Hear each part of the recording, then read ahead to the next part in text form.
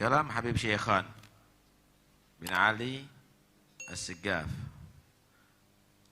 Kebanyakan di zaman sekarang ini perempuan adalah tabarruj, berpaes keluar dalam keadaan terbuka aurat. Yang aneh, suami mereka nggak ada cemburu,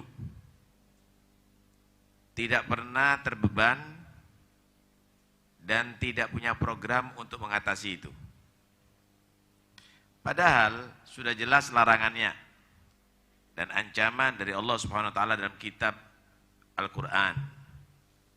Allah berfirman, "Qul lil mu'minat," katakan wahai Rasulullah kepada perempuan-perempuan yang beriman, "Yaghdudna min absarihin," mereka hendaknya memejamkan pandangan mereka untuk melihat laki-laki yang tidak mahram. Jadi bukan hanya laki-laki yang melihat perempuan saja yang dosa, perempuan yang melihat laki-laki juga dosa kalau ada syahwat, kalau ada fitnah.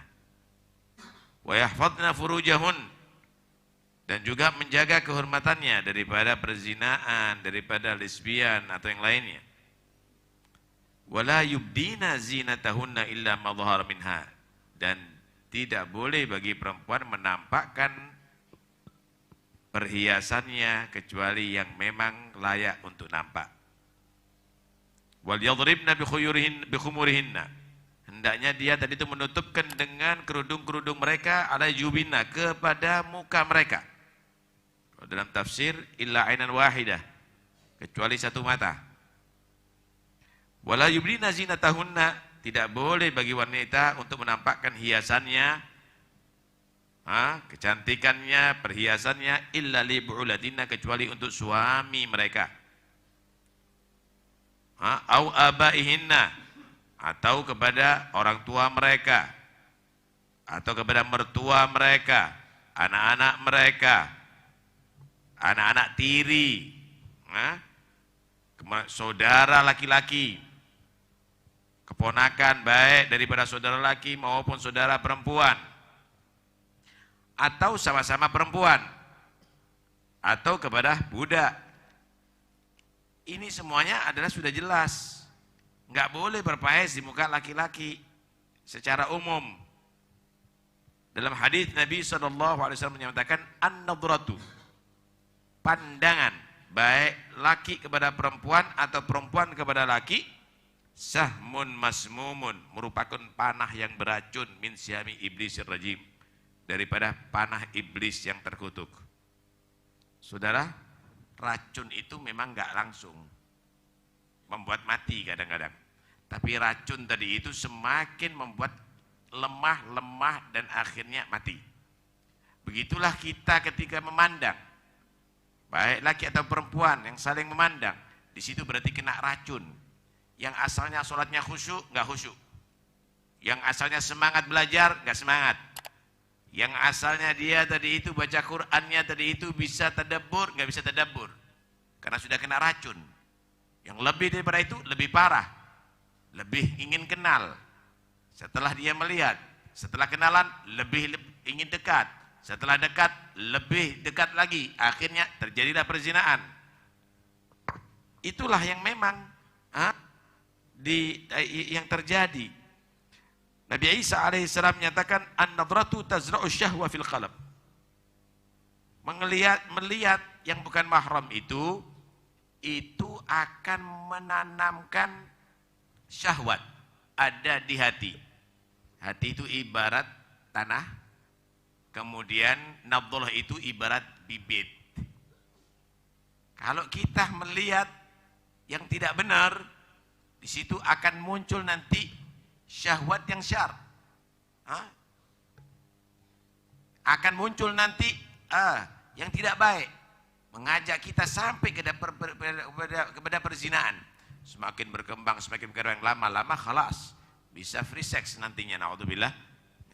Coba kalau pandangan tadi itu dibuat untuk memandang wajah orang yang soleh, itu sama dengan kita menanam dalam hati kita bibit kebaikan. Akhirnya ingin dekat dengan orang yang soleh, ingin mengambil ilmu daripada orang yang soleh, akhirnya beneran jadi orang yang soleh.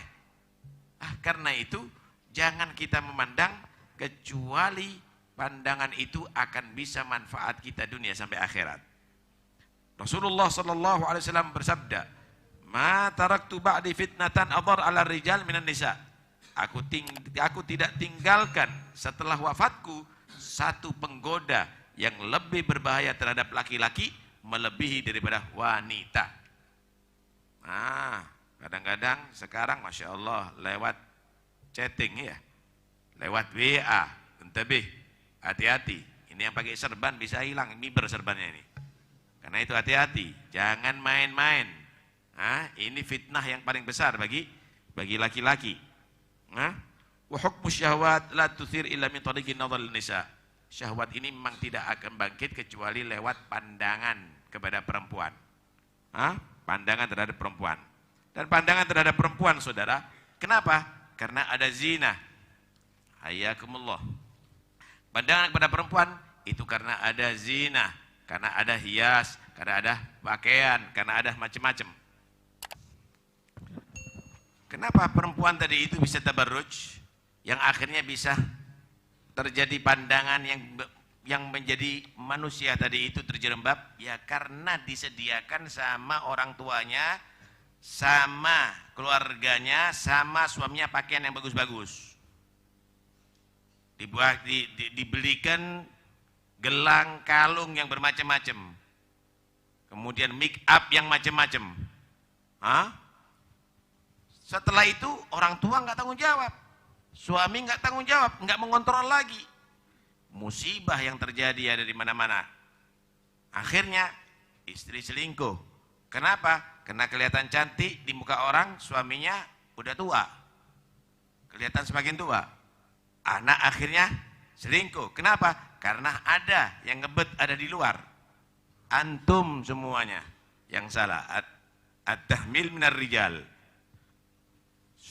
Kalau rijalnya itu adalah orang-orang yang bodoh, suaminya adalah orang bodoh, atau orang tuanya orang yang tidak berilmu, ulama juga bertanggung jawab. Harus diingatkan di setiap majelis.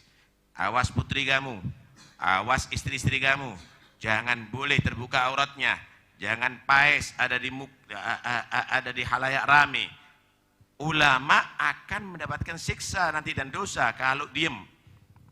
Demikian juga yang nggak ngerti itu, padahal ada ulama, ada ustadz di sekitarnya, nggak tanya hukum, juga dia berdosa. Semuanya berdosa. Adapun perempuan ini, saudara, mereka tadi itu seperti tongkat atau seperti bola, tergantung pemainnya, tergantung suami, tergantung orang tua. Tongkat itu bisa dibuat untuk mendung, tongkat itu bisa dibuat untuk yang lainnya. Bola juga bisa ditendang ke muka atau ke belakang. Yang mas'ul yaumul qiyamah rijalnya. Yang mas'ul yaumul qiyamah adalah suaminya, orang tuanya. Nggak diajari ajaran agama, nggak tahu tentang Islam. Akhirnya mereka menjerumuskan diri sampai yang tidak diridhoi oleh Allah. Dibawa lari sama orang. Kenapa? Orang tuanya mengenalkan. Orang tuanya membiarkan. Anaknya kadang-kadang ngekos ada di luar hanya karena ingin titel. Nggak tahu apa yang dilakukan sama anaknya tadi itu. Orang tuanya yang nyuruh anaknya buka hijab. Orang tuanya yang nyuruh anaknya paes di muka orang. Padahal Allah menyatakan wala yubdina zinatahunna illa libu'ulatihinna. Jangan dinampakkan paes dan kecantikan perempuan itu kecuali itu suami, dan seterusnya ayat tadi itu. Dirobah saudara. Untuk suami nggak ada, untuk keluar pakai diukup dengan gahru, diukup dengan dupa, tambah lagi kasih minyak wangi, tambah lagi dikasih perhiasan, tambah lagi kasih make up, khalas. Untuk luar itu, masuk rumah copot, perhiasannya dicopot, pakaiannya diganti dengan pakaian yang lama. Kemudian masuk dapur, suami menghadap suami bau gulai, bau dapur, saudara.